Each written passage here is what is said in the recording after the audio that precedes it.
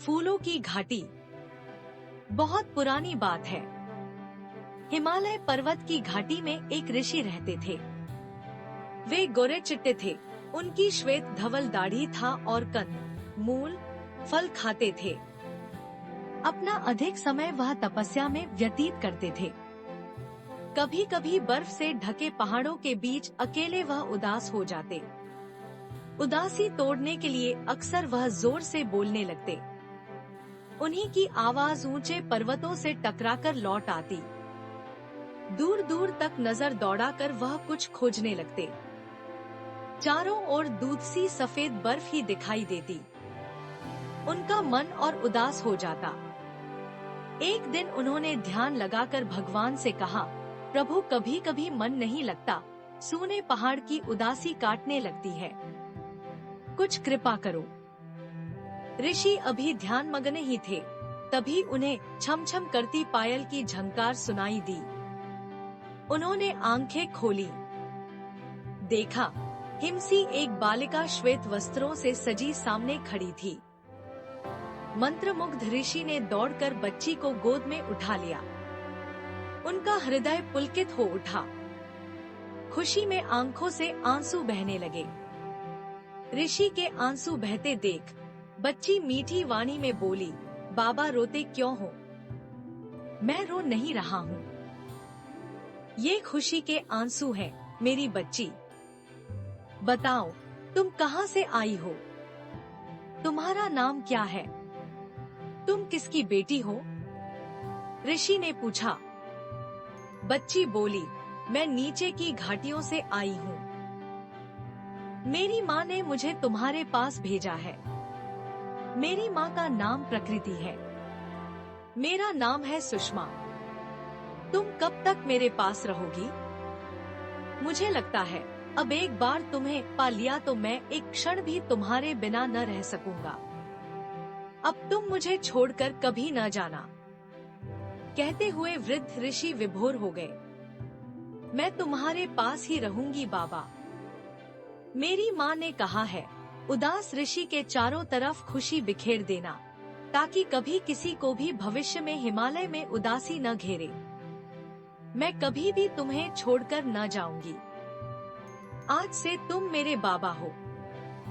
यह हिमालय मेरा घर है। बच्ची ने कहा। ऋषि प्रसन्न थे। वह बच्ची का हाथ थामे बर्फानी पर्वतों पर घूमते, कभी उसे गोद में लिए मीलों चलते। दोनों प्रसन्न थे। अक्सर ऋषि बालिका को कथा सुनाते। एक दिन ऋषि ने बालिका को हंसने वाली मनोरंजक कथा सुनाई तो वह खिलखिला कर हंस दी। जब वह खिलखिल हंस रही थी तो ऋषि उसी तरफ देख रहे थे। बच्ची की हंसी के साथ रंग बिरंगे सुंदर फूल झर रहे थे। वह मंद हवा के साथ दूर दूर तक फैलते जा रहे थे। थोड़ी देर में बच्ची ने हंसना बंद किया। तब तक दूर दूर तक फूल ही फूल धरती पर उगाए थे। ऋषि ने दूर तक देखा और मुस्कुराकर कहा, यही है फूलों की घाटी, इस धरती का स्वर्ग। फूलों के सौंदर्य में डूबे ऋषि बालिका के साथ घूमते रहे। एक दिन उनकी अंगुली पकड़े बालिका ठुमक ठुमक कर चल रही थी। तभी एकाएक उसका पैर फिसला और उसे चोट आ गई। कोमल तो वह थी ही। ओ करके रोने लगी। बड़ी बड़ी आंखों से मोती से आंसू ढुलक ढुलक कर धरती पर गिरने लगे। ऋषि ने उसे संभाला, चोट को सहलाया। बच्ची चुप हुई तो ऋषि ने देखा कि जहाँ जहाँ आंसू की बूंदें गिरी थी वहाँ जल धाराएं बह रही हैं, निर्झर झर रहे हैं। ऋषि जैसे तृप्त हो गए उस दृश्य को देखकर। सचमुच बच्ची ने ऋषि की उदासी मिटा दी।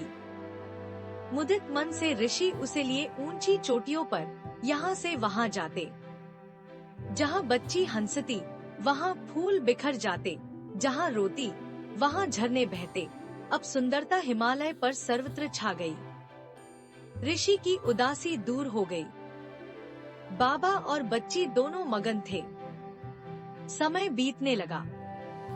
बहुत बहुत वर्षों बाद बर्फानी पर्वतों, फूलों की घाटियों और नदी झरनों के नीचे की घाटियों में रहने वालों को इस अनोखे सौंदर्य की खबर मिली। वे लोग मार्ग खोज खोज कर ऊपर जाने लगे। कठिन मार्ग में उन्हें थकावट लगती, कष्ट होता, पर ऊपर पहुंचकर सब भूल जाते। धीरे धीरे अपने मार्ग के कष्ट को दूर करने के लिए उन्होंने अच्छा सुगम मार्ग बनाने का विचार किया। हरी भरी धरती पर लगे कुदाल चलाने। कभी सह लेती धरती माँ, पर कभी गुस्से से गरज पड़ती और पहाड़ टूट जाते। हरियाली पर टूटा पहाड़ मनुष्य की निर्दयता की कहानी कहता। लोग आने लगे। ऋषि और बालिका ऊंची ऊंची चोटियों की ओर बढ़ने लगे। वे जहाँ जाते, सूखे पर्वत सौंदर्य से भर जाते। इस तरह ऋषि ने सुषमा को साथ लगाकर हिमालय को स्वर्ग के समान बना दिया।